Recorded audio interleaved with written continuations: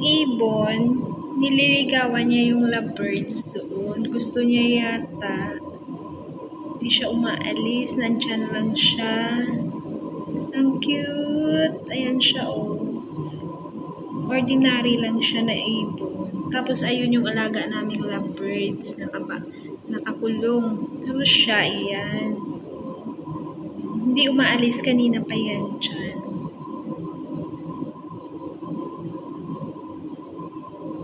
Ikaw aagawin mo pa yun, oh. Kita mo na lovebirds na nga sila, tapos naandyan ka pa.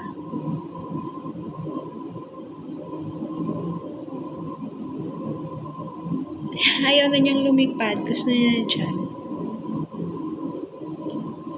Okay, bye guys, see ya!